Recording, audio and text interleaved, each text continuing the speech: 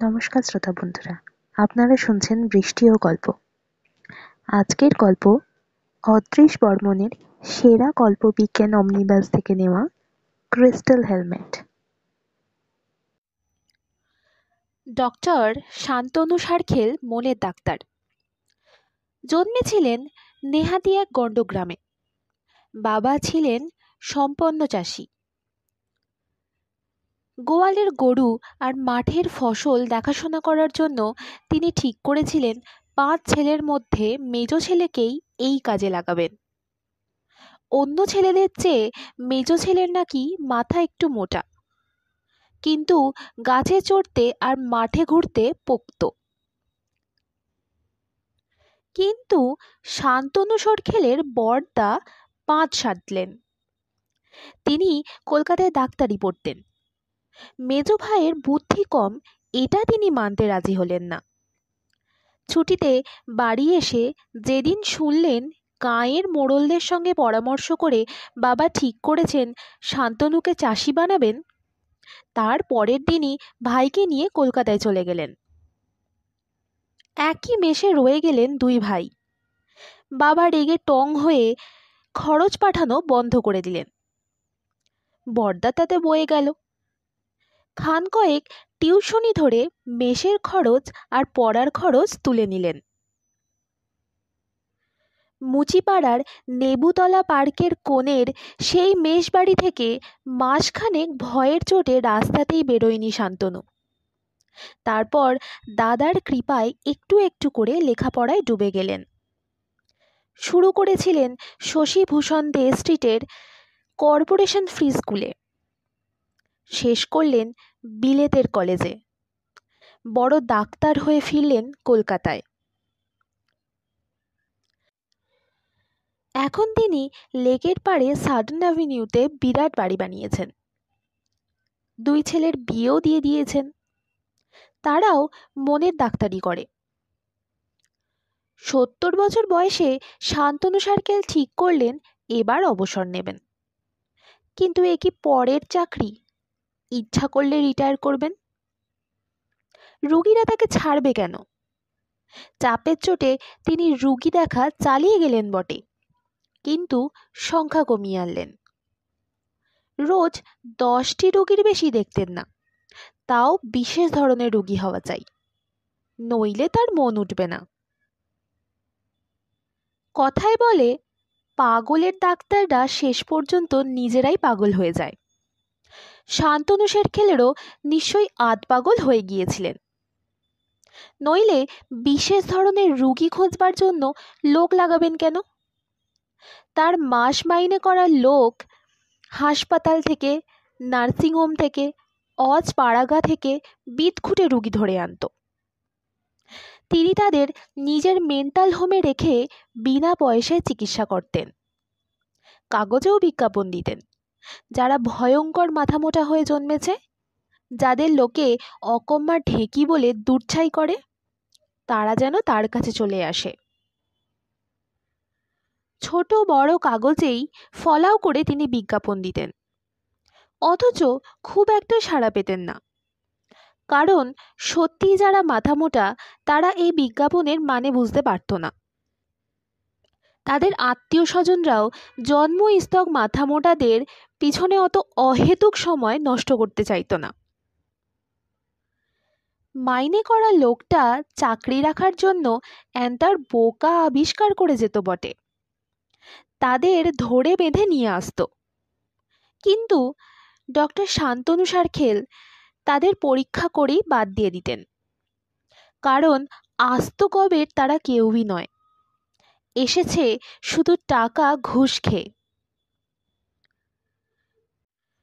গুজব জিনিসটার পাখা আছে, নিজেরাই উড়ে গিয়ে লোকের কানে ঢুকে যায়, লোকে তা বিশ্বাসও করে। শান্তনু সারখেলের সৃষ্টি ছাড়া খেয়াল লক্ষ্য করে গুজব রটাতে লাগলো তারই পেশার ডাক্তাররা। ঈর্ষায় যারা জ্বলে তারাই এবার কোমর বেঁধে লাগলো গুজব রটনায়। শান্তনু ডাক্তার বুড়ো বয়সে নিজেই পাগল হয়েছেন। নিছক রটনাই বা তাকে বলা যায় কি করে? শান্তনু ডাক্তারের কাণ্ড কারখানা তো আর স্বাভাবিক ছিল না।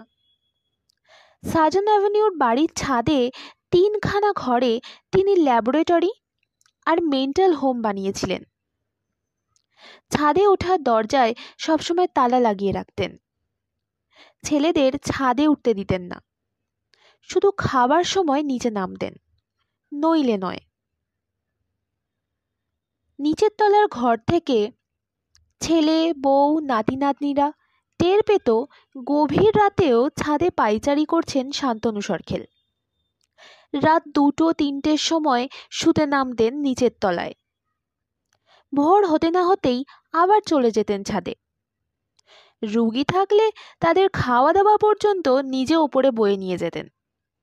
এঁটো বাসন নিজেই নামিয়ে দিতেন। তারপর যখন বিচ্ছিরি গুজবগুলো ডানা মেলে উঠতে লাগলো, তখন হাজার বিজ্ঞাপন দিয়েও আর রুগী পেলেন না শান্তনু। মাইনে করা লোকটার বুজরুকি ধরতে পেরে তাকেও দূর করে তাড়িয়ে দিলেন। রুগী দেখব না এই বায়না ধরেছিল যিনি 70 বছর বয়সে, এখন রুগীর অভাবেই তিনিই বুঝি রুগী হয়ে গেলেন। চিন্তায় পড়ল ছেলেরা। তারাও তো মনের ডাক্তার। বাবার মাথা যে বিগড়েছে তা তারা বুঝেও কিছু করতে পারল না, কেননা শান্তনুর মেজাজও ইদানিং বিগড়েছে। চিরকাল তিনি নরম ধাতের শান্ত পুরুষ, এখন তিনি কড়া ধাতের জবরদস্ত মানুষ। চিরকাল কথা বলতেন খুব আস্তে, এখন কথা বললে বাড়ি ঘরদোর কাঁপতে থাকে। চিরকাল তার মুখে হাসি ভাসত, চোখ স্নিগ্ধ থাকত, এখন ঠোঁট বেঁকিয়ে দাঁত খিচিয়ে থাকেন, কটমট করে তাকান। পাগল না হলে এমনিভাবে কেউ পাল্টে যায়? মাস কয়েক পরে দেখা গেল নতুন এক উপসর্গ। সারা রাত ধরে আপন মনে কথা বলে যেতে লাগলো শান্তনু সরকেল। ছাদের বন্ধ দরজার সামনে ভিড় করে দাঁড়িয়ে ছেলে বউ নাতি নাতনিরা শুনল। বাড়ির কর্তা শুধু যে নিজের মনেই বকে যাচ্ছেন তা নয়, উনি যেন কার সাথে কথা বলছেন, অথচ ছাদের ঘরে আর তো কেউ থাকে না, রুগী তো নেই। নিঃশব্দ রাতে কিন্তু স্পষ্ট শোনা গেছে তিনি খুব আস্তে আস্তে কথা বলে যাচ্ছেন আরও একটা লোকের সঙ্গে, ঠিক আগের মতো, শান্ত গলায়, গলা না চড়িয়ে। দূর থেকে পরিষ্কার বোঝা যাচ্ছে না কি বলছেন, তবে কথার আভাসে বোঝা যাচ্ছে কখনো সায় দিচ্ছেন, কখনো প্রশ্ন করছেন, কখনো অভয় দিচ্ছেন। ভালো থাকার সময়ে রোগীদের সঙ্গে যেভাবে কথা বলতেন ঠিক সেইভাবে। ভোরের দিকে হাসি হাসি মুখে শান্তনু নেমে আসতেন নিচের তলায়, কিন্তু খেয়েই এক ঘুম ঘুমিয়ে ফের উঠে যেতেন ছাদে। ছাদের চাবি কখনো হাতছাড়া করতেন না। তার স্ত্রী মারা গেছেন অনেক আগেই। বিপত্নিক মানুষটাকে দেখভাল করার ভার ছেলেদের বউয়ের ওপর, কিন্তু তিনি তাদের দেখলেই শুধু মিটিমিটি হাসতেন, কোনো কথাও বলতেন না। নাতি নাতনিরা তার হাসি দেখে ভুলে যাওয়ার পাত্র নয়। নাতির বয়স 14, নাতনির বয়স 13। একজনের নাম ধুলো আর একজনের নাম বালি। আদর করে এই নাম রেখেছিলেন শান্তনু ডাক্তার। নাতি ধুলো আর নাতনি বালি, দুজনেই তার 2 চোখের মণি। ছেলে আর ছেলের বউরা একদিন শলা পরামর্শ করে এই ধুলো আর বালিকেই লেলিয়ে দিল শান্তনুর পিছনে।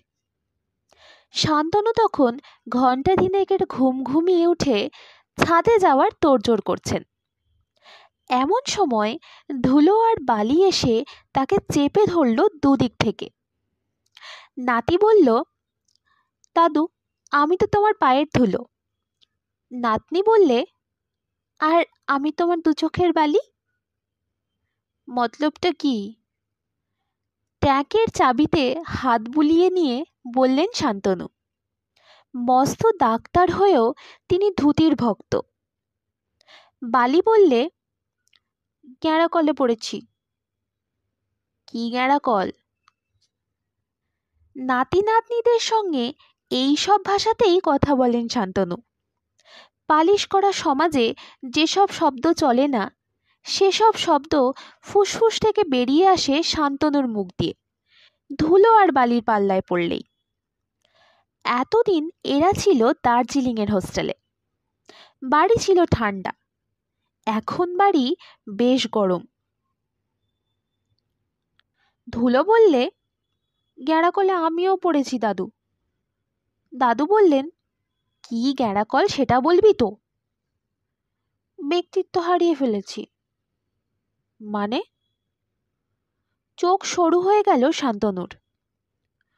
পড়ার চাপেই এরকম হচ্ছে কিনা জানি না, কিন্তু নতুন লোক দেখলে সিঁটিয়ে যাচ্ছি, মুখ দিয়ে কথা বেরোচ্ছে না। বটে বটে, কাওয়ার্ড হয়ে যাচ্ছিস। অ্যাকচুয়ালি দাদু, বালির হয়েছে অন্য বিপদ। ও আস্তে আস্তে মাথা মোটা হয়ে যাচ্ছে। হ্যাঁ দাদু, কোনো ব্যাপারেই মাথা খেলাতে পারছে না, সব গুবলেট করে ফেলছে। তাহলে তো ব্রেনের পরীক্ষা করতে হবে, বলেই যেন সামলে নিলেন শান্তনু। না না, ব্রেন টেন ঠিকই আছে, তোরা 5 জনের সঙ্গে মেলামেশা বাড়িয়ে দে, সব ঠিক হয়ে যাবে। এই মকা কি কেউ ছাড়ে? ছাদে ওঠার এই তো সুযোগ। দাদুর গলা জড়িয়ে ধরে বালি বললে, ব্রেনটাই তো গোলমাল করছে দাদু। কপাল টিপ টিপ করছে, রক দপদপ করছে, মাথার মধ্যে ঘ্যাঁচড় ম্যাচড় ইলেকট্রিক ফ্ল্যাশ চলছে মনে হচ্ছে। দাদু বললেন, লক্ষণ ভালো মনে হচ্ছে না। পাগল হয়ে যাচ্ছি নাকি দাদু? বালাই ষাট। একটু ভাবলেন, বস, বলেই ভ করে উঠে গেলেন ছাদের সিঁড়ি বেয়ে। মুখ চাওয়াচাওয়ি করে বসে রইল ধুলো আর বালি। তাদের বাবা মায়েরা ওষুধ ধরেছে দেখে দরজা দিয়ে উঁকি দিয়েই নেমে গেল আরও নিচের তলায়। খ্যাপা বাবা, তাদের দেখলেই যদি বিগড়ে যায়। একটু পরেই ট্যাঁকে চাবি গুঁজতে গুঁজতে নেমে এলেন শান্তনু। তার হাতে এখন একটা বাজারের থলি, তার মধ্যে ভারী মতন কিছু একটা রয়েছে। থলি থেকে বের করলেন একটা হেলমেট। স্কুটারে বা মোটর সাইকেলে চড়বার সময় যে হেলমেট মাথায় দিতে হয়, প্রায় সেরকমই, কিন্তু সারা গায়ে গোল গোল কাঁচ আর যন্ত্রপাতি বসানো, অনেক বোতাম, অনেক মিটার। কম্পিউটারের সামনে টাইপরাইটারের মতো যেমন কিবোর্ড থাকে, তেমনি কিবোর্ড রয়েছে হেলমেটটার পিছনের দিকে। তার উপর ছোট্ট মনিটরও রয়েছে, চলতি কথায় যাকে বলা হয় টিভি স্ক্রিন। ধুলো আর বালি হাঁ করে হেলমেটের চেহারা দেখে নিয়ে বললে, এটা কি করবে দাদু? তোদের মাথায় পড়াবো। কেন? ব্রেনগুলোর চেহারা দেখব। স্ক্যানিং করবে? কি বলতে গিয়েও থেমে গেলেন শান্তনু সরখেল। ধুলো আর বালি বুঝল দাদু আসল রহস্যে আসতে চাইছেন না। দাদু যে বদ্ধ পাগল, বাবা মায়েদের এই বিশ্বাস তারা মানতে চায়নি। দাদুর ব্রেন যে সৃষ্টি ছাড়া, তিনি যে একটা জিনিয়াস, এমনটাই তারা জানে। এটাও জানে যে জিনিয়াসদের চিরকালই লোকে পাগল মনে করে এসেছে। চোখে চোখে চেয়ে নিল ধুলো আর বালি। দাদু তখন মাথা নিচু করে হেলমেটের কলকব্জা টিপছেন। রং বেরঙের আলো জ্বলছে আর নিভছে। মনিটরে টেরাবেঁকা উদ্ভট লাইন আর নকশা ভাসছে। তারপরই কোঁ কোঁ করে একটা আওয়াজ ভেসে এলো হেলমেটের ভেতর থেকে। মুখ তুলে দাদু বললেন, রেডি? কার ব্রেন আগে দেখব? আমতা আমতা করে ধুলো বললে, দাদু ওটা কি? হেলমেট। এ কি রকম হেলমেট? Crystal helmet. হেলমেটের সারা গায়ে অনেকগুলো হিরে, পান্না, চুনি, মুক্তোর মতো বস্তু ছিল বটে। রং বেরঙের আলো জ্বলছে তাদের নিচে, ফলে অদ্ভুত মায়াময় মুকুটের মতো মনে হচ্ছে গোটা হেলমেটটাকে। এমন মুকুট এই পৃথিবীর কোনো সম্রাট কখনো দেখেনি। পেলে সঙ্গে সঙ্গে মাথায় পড়তেন নিশ্চয়ই। আসতে বললে ধুলো, এ কিরকম ক্রিস্টাল? মণিমুক্ত বলে তো মনে হচ্ছে না। খুট করে একটা বোতাম টিপে ক্রিস্টাল হেলমেটটাকে অন্ধকার করে দিলেন শান্তনু। বললেন, তোদের কৌতূহল বড্ড বেশি। ছোটদের কৌতূহল না মেটানো মহাপাপ। কাউকে এই জিনিস দেখায়নি, বুঝতে পারবে না বলে। আর একটা বিপদ আছে। ডাক্তার ফ্যাচাংয়ের স্পাইরা টের পেলে। বলেই থেমে গেলেন শান্তনু সরখেল। ধুলো আর বালি চুপ করে রইল। দাদুর মুখ যখন খুলেছে, একটু একটু করে সব রহস্যই ফাঁস হবে। চাপ দিলে মুখে কুলু মারতে পারেন। ক্রিস্টাল হেলমেটের গায়ে হাত বুলাতে বুলাতে অন্যমনস্ক হয়ে গেলেন শান্তনু ডাক্তার। তোরা এ যুগের ছেলে মেয়ে। তোদের মাথা আমার মতন মোটা নয়। তোদের বাবাদের মাথার চেয়েও ধারালো। তোরা শুনে রাখ, সুইস আল্পসের নাম নিশ্চয়ই শুনেছিস। গড়গড় করে বলে গেল ধুলো। সাউথ সেন্ট্রাল ইউরোপের পর্বতমালা ৮০,০০০ স্কোয়ার মাইল জুড়ে রয়েছে। সুইজারল্যান্ডের মাঝখান দিয়ে দক্ষিণ দিকে যখন গেছে, তখন তার নাম সুইস আল্পস। দাদু বললেন, তোর ব্রেনটা খুব খারাপ বলে মনে হচ্ছে না। এত ব্যাপার জানলি কি করে? মুখস্থ বিদ্যে দাদু। এই আল্পস পর্বতমালার সৃষ্টি হয়েছিল কি করে তা কি জানিস? বালি বললে, কেন জানবো না। চাপের চোটে পৃথিবীর খোসা কুঁচকে গুটিয়ে ঢেউ খেলে গেছিল। চাপ এসেছিল পৃথিবীর ভিতর থেকে, বাইরে থেকে। বাইরের চাপের জন্য দায়ী হিমবাহরা। দাদু বললেন, তোর ব্রেনও তো ডিফেক্ট আছে বলে মনে হচ্ছে না। ধুলো আর বালি প্রায়ই একসঙ্গে বললে, তোমার ব্রেনের মতো। সন্দিগ্ধ চোখে তাকালেন শান্তনু। হেলমেটটা থলির মধ্যে ঢুকিয়ে নিয়ে বললেন, তোরা স্পাই? আমরা? চোখ বড় করে বলল ধুলো। বালি প্রায় কেঁদে ফেলে, আর কি? আমি স্পাই? এত বড় কথাটা তুমি বলতে পারলে? তোদের বাবা আর মায়েরা লেলিয়ে দিয়েছে, ঠিক কি না? ওরা তো আমাকে পাগল ঠাউরেছে। আস্তে আস্তে আর কথা বলতে পারলেন না শান্তনু ডাক্তার। চোখ শক্ত হচ্ছে, গলা চড়ছে। দাদুর এরকম চেহারা কখনো দেখেনি নাতি নাতনিরা। নরম ঠান্ডা স্নেহময় যে দাদুকে ধুলো আর বালি এতদিন দেখেছে, এ দাদু সে দাদু নয়, অন্য মানুষ। ভয় পেয়ে গেল দুজনেই। মুখ শুকিয়ে আমসি, বুক টিপটিপ করছে। কড়কড়ে গলায় শান্তনু সরখেল বললেন, ঠিকই ধরেছি, তোদের জানতে পাঠিয়েছে ওই দুটো উজবুক। উজবুক মানে নিজেরই দুই ছেলে, তা বুঝেও ভয়ের চোটে মাথা হেলিয়ে সায় দিয়ে গেল ধুলো আর বালি। মাথা নামিয়ে কি ভাবলেন শান্তনু সরখেল।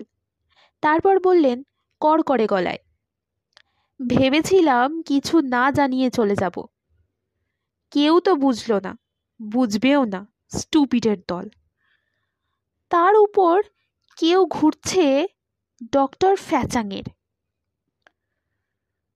ফস করে বলে উঠল ধুলো, ডক্টর ফ্যাচাংয়ের ঠিকানাটা দাও তো। ঘ্যাচাং করে এমন ক্যারাটে ঝাড়বো, তোদের কম্য নয়।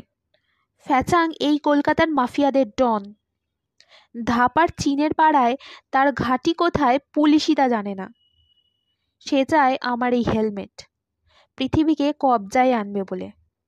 আর আমি চাই তাকে পৃথিবী থেকে সরাতে। না পারলে আমিই সরে যাব। আমাকে কেউ বুঝতে চায় না, কেউ আমাকে বুঝলো না। বলতে বলতে গলা ধরে এলো শান্তনু সরখেলের। চাহনি ঘোলাটে হয়ে এলো। এমনিতেই ছানির প্রলোভ পড়েছে চোখে, এখন সেই চোখ হলো ছলছলে। বালি বললে, দাদু আমাদের বলো, আমরা বুঝবো। ধুলো বললে, দাদু তুমি যেও না। দাদু বললেন, আজ রাত ঠিক 12টায় ছাদে যাবি, কেউ যেন জানতে না পারে। প্রমিস? প্রমিস। রাত 11টায় সারা বাড়ির আলো নিভে গেল। মটকা মেরে দুটো ঘরে শুয়েছিল ধুলো আর বালি। ওরা বড় হয়ে গেছে, 3 তলার আলাদা ঘরে থাকে। রাত 12টা বাজতেই দুজনে ঘর থেকে বেরিয়ে এলো। ওদের ঘরের পাশেই দাদুর ঘর ফাঁকা। ছাদের সিঁড়ির দিকে এগোলো পা টিপে টিপে। সিঁড়ির মাথায় অন্ধকার। নিচের ধাপ থেকেই দেখা যাচ্ছে আবছা এক মূর্তি। দাদু দাঁড়িয়ে আছেন, কথা বললেন না। ছাদের দরজা খুলে ছাদে গিয়ে দাঁড়ালেন। ধুলো আর বালি চৌকাঠ পেরিয়ে এলো। দরজা বন্ধ করে তালায় চাবি ঘুরিয়ে দিলেন। চাবিটা ধুলোর হাতে দিলেন, বললেন, যত্ন করে রাখ। তোমার কাছে রাখবে না? না, আয়। পাশাপাশি 3টে ঘর ছাদে, সব ঘরেই আলো নেভানো। প্রথম ঘরটায় নাতি নাতনিকে নিয়ে ঢুকলেন শান্তনু সরখেল। আলো জ্বালালেন না, ওদের হাত ধরে নিয়ে গিয়ে একটা সোফায় বসিয়ে দিলেন। নিজেও বসলেন সেই সোফায়। খোলা দরজা দিয়ে দেখা গেল ছাদ আর আকাশ। আমাবস্যার অন্ধকারে শুধু নক্ষত্র দেখা যাচ্ছে। ঘরের কোথায় কি আছে কিচ্ছু দেখা যাচ্ছে না, শুধু মনে হচ্ছে ঘরটা নিছক বসবার ঘর নয়, তার চাইতেও বেশি কিছু মনে হচ্ছে। ঘরে আরও কিছু আছে, এমন কিছু যা ধুলো আর বালিকে নজরে রেখেছে। দাদুকে মাঝে বসিয়ে ধুলো আর বালি দুপাশ থেকে তার দুহাত চেপে ধরল। শান্তনু সরখেল বললেন, ভয় নেই। ঘরে আর কি আছে দাদু? ধুলোর প্রশ্ন। কে আছে না কি আছে? মানে? জীবন্ত কেউ নেই, তবে একজন আছে। গা হিম হয়ে এলো ধুলোর। বালির অবস্থা আরো খারাপ। শান্তনু সরখেল বললেন, আগে আল্পসের গল্পটা বলে নি, হাতে বেশি সময় নেই। তোরা তো জানিস, ইউরোপের ট্যুরিস্টদের কাছে আল্পস একটা স্বর্গভূমি, মস্ত একটা প্লেগ্রাউন্ড। আমি যখন ইউরোপে ছিলাম আমিও গেছিলাম সেখানে অ্যাডভেঞ্চার করতে। পাহাড়ে চড়ার মজা আলাদা জিনিস। 7-8 হাজার ফুট উপরেও বড় বড় পাইন গাছ, 12,000 ফুট ওপরে তুষার, পাথরের খাঁজে খাঁজে গুপ্তধন। গুপ্তধন? ধুলোর প্রশ্ন। ভয় ভাঙছে দাদুর গল্প বলার ঢঙে। ঝকঝকে ক্রিস্টাল, সে এক ফ্যান্টাসি, না দেখলে ঘোর লাগবে না। শীতের লম্বা রাতে এই ক্রিস্টাল গুপ্তধনের চোরা অভিযানের গোপন প্রস্তুতি চালায় ডাকাবুকোরা। শীতের শেষে যখন বরফ গলতে শুরু করে তখন শুরু হয় বসন্ত অভিযান। কোথায় কোথায় ক্রিস্টাল থাকতে পারে সে খবর কেউ কাউকে জানায় না। কখনো কখনো হেলিকপ্টারও কাজে লাগানো হয়। স্পাইদের ধোঁকা দেওয়া হয়, ক্রিস্টাল যেখানে দেদার সেখানে যেন পৌঁছতে না পারে। মানুষ যেখানে যেতে পারে না হেলিকপ্টার সেখানে পৌঁছে যায়। 2000 ফুট নিচের লেভেলে আল্পসের যেখানে যত ক্রিস্টাল ছিল সব লোপাট হয়ে গেছে, এখন রয়েছে উপরের লেভেলে। হানা দেওয়া হচ্ছে সেখানেই। আল্পসের আশ্চর্য ক্রিস্টাল গোটা পৃথিবীকে বাতিয়ে দিয়েছে। দম নিতে একটু থামলেন শান্তনু সরখেল। অন্ধকার ঘর এখন থমথম করছে। শুরু করলেন, আমি ক্রিস্টাল খুঁজতাম হিমবাহের গায়ে, গর্তে আর ফাটলের তুষার সরিয়ে। পাহাড়ে চড়তে গিয়ে মরতে মরতে বেঁচে গেছি, তবুও হাল ছাড়িনি। একদিন একটা খোদলে পেলাম অদ্ভুত একগাদা ক্রিস্টাল। পৃথিবীর আদিম অবস্থায় অজানা শক্তিদের হাতে যাদের সৃষ্টি, তাদের ভিতরেও যে অদ্ভুত কসমিক শক্তি রয়ে গেছে তা বুঝলাম ডাক্তারি শুরু করার পর। ম্যাগনেটিক হিলিংয়ের নাম নিশ্চয়ই শুনেছিস। শরীরের নানান জায়গায় চুম্বক বুলিয়ে নাকি নানান জটিল রোগ সারিয়ে দেওয়া সম্ভব। আমি তারই নকল আরম্ভ করেছিলাম ক্রিস্টাল বুলিয়ে, স্রেফ খেয়াল, মানসিক চিকিৎসার অঙ্গ হিসাবে। রোগী মনে করত তার মাথায় আর সারা শরীরে জড়িবুটির মতো মন্ত্রপুত পাথর বোলানো হচ্ছে। আশ্চর্য ব্যাপারটা লক্ষ্য করেছিলাম প্রথম থেকেই। প্রায় সব রোগীরই কিছু না কিছু উপকার হয়েছে। তখনই খটকা লেগেছিল আমার মনে। নিছক মনের ব্যাপার নিশ্চয়ই নয়, ক্রিস্টালের কারসাজি থাকাটাও অসম্ভব নয়। লক্ষ কোটি বছর আগে তৈরি অজানা শক্তিদের কিছু কিছু নিশ্চয় রয়ে গেছে ক্রিস্টালদের মধ্যে। গোপনে গবেষণা করেছিলাম তখন থেকেই, কাকপক্ষী কেউ টের পেতে দিইনি। রিটায়ার করতে চেয়েছিলাম এই কারণেই। খুব জটিল রোগী ছাড়া দেখতাম না, শুধু একই মতলবে ক্রিস্টালদের ক্ষমতা কতদূর যেতে পারে তা যাচাই করার জন্য। দেখলাম এদের ক্ষমতা অসীম। নাগাল ধরবার ক্ষমতা আমার এই মোটা মাথায় নেই। তখন কম্পিউটারের যুগ এসে গেছে, চিপসের জয় জয়কার আরম্ভ হয়েছে। আমি সব যন্ত্রপাতি লাগিয়ে বানালাম ক্রিস্টাল হেলমেট। লক্ষ গুণ বেড়ে গেল ক্রিস্টালদের ক্ষমতা। প্রথম দিকের কথা বলি, গভীর রাতে ক্রিস্টাল হেলমেট মাথায় লাগিয়ে ছাদে বেরোতেই মাথার মধ্যে গুনগুন আওয়াজ শুনলাম, যেন অনেক পোকামাকড় ঘ্যানর ঘ্যানর করছে। তারপরেই সব ঘ্যানঘেনানি জুড়ে মুড়ে গিয়ে পরিষ্কার বাংলা হয়ে গেল। পৃথিবীর ডাক্তার, তোমাকে আমরা চাই। আমি বললাম, তুমি কে? কণ্ঠস্বর বললে, নক্ষত্রলোকের বাসিন্দা, যে গ্রহের ঠিকানা এখনো তোমরা পাওনি, আমি সেখান থেকে কথা বলছি। আমাদের ঠিকানা পেলে কি করে? এই ছায়াপথের সব গ্রহের খবর আমাদের রাখতে হয়। সাধু, এবার বলো মতলবটা কি? বিজ্ঞান নিয়ে বেশি ভাবতে গিয়ে আমাদের এই গ্রহ পাগলের বোঝাই হয়ে গেছে। বেশ হয়েছে, চিকিৎসা করাও। পাগলের ডাক্তার যে নেই এখানে। সে কি? তাই তোমাকে চাই। যে ক্রিস্টাল দিয়ে হেলমেট বানালে ওই ক্রিস্টাল এ গ্রহে নেই।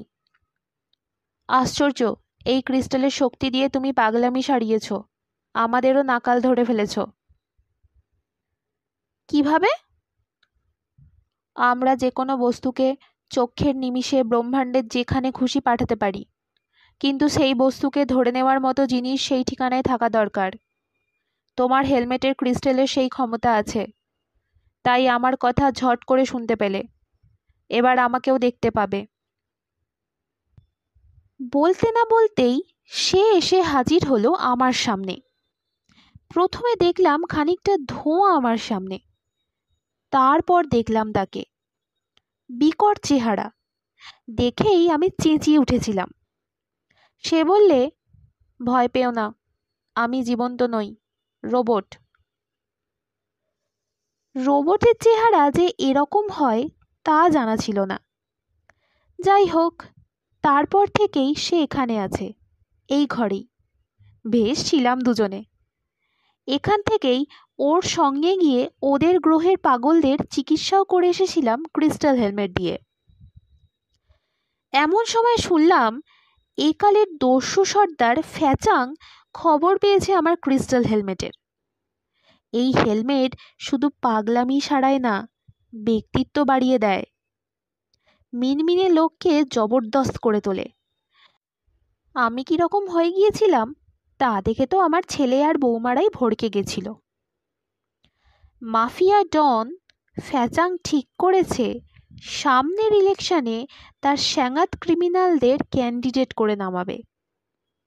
ক্রিস্টাল হেলমেট পরিয়ে তাদের প্রত্যেককে সুভাষ বোস, শিয়ার দাস, জওহরলাল নেহেরু, জ্যোতি বসুর মতন ভালো ভালো বক্তা করে তুলবেন।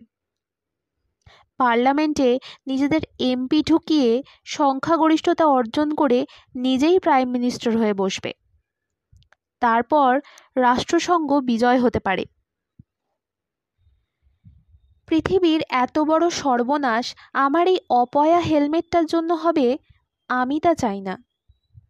দুঃসংবাদটা আমার এই ভিনগ্রহের রোবট বন্ধুই আমাকে দিয়েছিল। সমাধানটাও অবশ্য সে বাতলে দিয়েছে। এক ঢিলে দু পাখি মারা হবে। ক্রিস্টাল হেলমেট বগলে করে এ গ্রহে সে গ্রহে যাতায়াত করার দরকারটা কি? একেবারেই থেকে যাব সেই গ্রহে। পাগলরা ভালো হয়ে উঠলে আরও বড় বৈজ্ঞানিক হবে তারা। ছায়াপথের একমাত্র পাগলের ডাক্তার হয়ে দাঁড়াবো আমি। শান্তনু সরকেল থামলেন।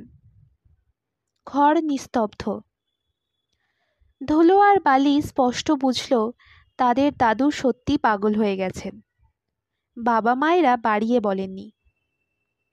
কিন্তু পাগলের সঙ্গে তর্ক করতে নেই, সায় দিয়ে যেতে হয়। তাই ধুলো আগে বলল, সেটাই ভালো। বালি তারপরেই বললে, এক্ষুনি যাও। অমনি গনগনে খ্যানখ্যানে গলা শোনা গেল অন্ধকারের মধ্যে। তাহলে তো বাধা কেটেই গেল, চলো হে ডাক্তার। হুশ করে একটা আওয়াজ হলো।